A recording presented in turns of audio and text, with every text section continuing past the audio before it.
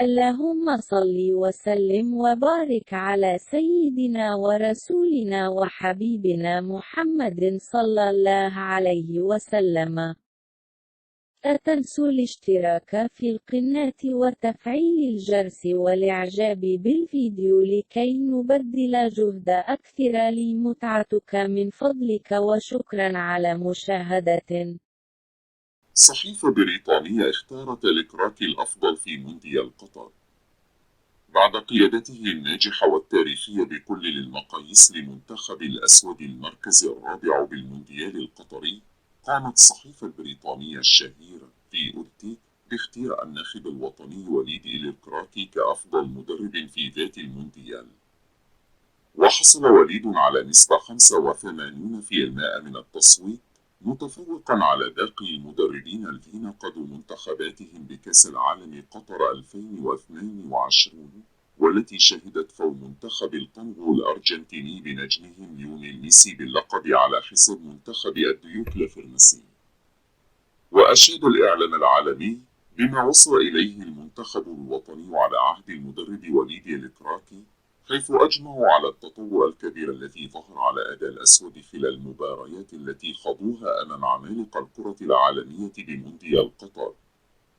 وبفضل ما أنجزه وليد والكراكي مع المنتخب المغربي للمنافسة العالمية الكبير، بات الأسود يتمركزون في الرتبة 11 عالميا والأول إفريقي وعربيا.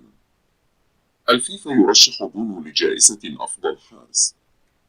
يتواجد الحارس ياسين بونو ضمن القائمة المرشحة لنيل جائزة أفضل حارس مرمى في العالم سنة 2022، وفق ما أكده الاتحاد الدولي لكرة القدم، حدث يتواجد مع أفضل 7 حراس مرمى على الصعيد العالمي. وقدم بونو مشاركة جيدة مع الأسود في المونديال، وساهم في وصول المغرب للمربع الذهبي. ويتنافس على هذه الجائزة عدة حراس متألقين كالألماني مانويل نوير، الأرجنتيني إميليانو مارتينيز، البلجيكي تيبو كورتوا، البرازيلي أليسون، والكرواتي دومينيك ليفاكوفيتش. فيورنتينا حدد سعر أمرات وناد إنجليزي في الواجهة. كشفت صحيفة لا غازيتا ديلو سبور الإيطالي أن إدارة نادي فيورنتينا حدد سعر الأسد المغربي سفيان أمرابط في 40 مليون يورو على الأقل مقابل تسريحه للفريق الذي يرغب في التعاقد معه، وذلك بعد ارتفاع أسهمها بشركة بيربع ظهورها بمردود أكثر من رائع في المونديال القطري، أثار اهتمام الأندية الأوروبية الكبير. بينما أكد شقيقه نور الدين في تصريحات له للصحافة الهولندي أن شقيقه الصغير أكبر الأندية بأوروبا تود الارتباط به.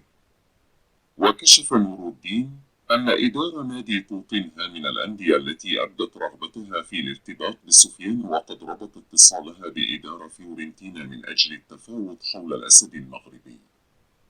أندية إنجليزية وألمانية تستفسر عن الزلزولي. أكدت الصحف الكتالونية في إسبانيا أن أندية لم تسميها من إنجلترا وألمانيا تستفسر من إدارة نادي برشلونة حول لاعبه المعار إلى أوساسونا عبد الأصمد الكراكي نقطة. وأضافت أن الدولي المغربي ارتفعت أسهمه بشكل ملحوظ بعد مشاركته مع المنتخب المغربي في نهائيات كأس العالم قطر 2022، وظهور أسود الأطلس بشكل متميز في البطولة العالمية. وأشارت ذات الصحف إلى أن برشلونة سيستفيد بشكل كبير من صفقة بيع عقد الزلزولي، لأنه اشترى عقده في صيف 2021 مقابل 1,000,000 يورو فقط، في حين أنه يساوي حاليا أضعافا مضاعفة. هل فعلا تعقدت مهمة انتقال زياش للميلان؟ كشفت الصحف والمواقع الإيطالية الرياضي من ضمنها لا غازيتا ديلو سبور أن صفقة انتقال النجم المغربي حكيم زياش إلى نادي ميلان الإيطالي باتت معقدة. ووفقا لذات الصحيف فإن حكيم زياش يشترط الحصول على راتب سنوي يفوق 7 مليار سنتيم، وهو ما لا تستطيع إدارة النادي الومبردي تسديده للاعب المغربي الذي ارتفعت قيمته بعد تألقه المثير في مونديال قطر. كما أن إدارة تشيلسي التي تملك عقد حكيم زياش تريد استغلال ارتفاع القيمة الحالية لحكيم من أجل الحصول على عوائد مالية كبيرة من صفقة بيع. لاكازيتا بالأسطور أن صفقة انتقال النجم المغربي حكيم زياش إلى نادي النقطة ميلان الإيطالي باتت معقدة.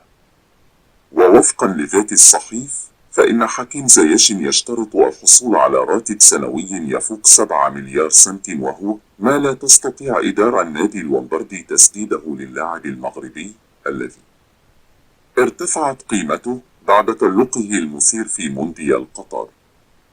كما أن إدارة تشيلسي التي تملك عقد حكيم زياش تريد استغلال ارتفاع القيمة الحالية لحكيم من أجل الحصول نقطة على عوائد مالية كبيرة من صفقة بيع. أوناحي بمثابة الدجاجة التي ستبيض ذهبا. يتعامل مسؤول أونجي الفرنسي مع صفقة الدولي المغربي أوناحي بمنطق من يدفع أكثر فصاحب 22 سنة والذي يرتبط معهم بعقد لغاية يونيو 2026 يتم النظر إليه في الوقت الحالي بمثابة الدجاجة التي ستبيض ذهبا، واللاعب الذي بإمكانه أن ينقذ الفريق من الأزمة المادية الخانقة التي يعاني منها شانه فيذلك مواطنها سفيان بوفال. وأكيد أن سعيد شعبان رئيس أونجي لن يتردد في وضع أوناحي في مزاد سوق الانتقالات كي يبيع لاعبه المغربي للفريق الذي سيقدم مقابلا ماديا محترما. لذلك ستكون الأيام المقبلة حاسمة من أجل تحديد وجهته المقبلة. علما أن مقر بمناقيلها أكدلة منتخب بأنه يطمح لاحترافها في البطولة الإنجليزية والليغا الإسباني. اللهم صل وسلم وبارك على سيدنا ورسولنا وحبيبنا محمد صلى الله عليه وسلم.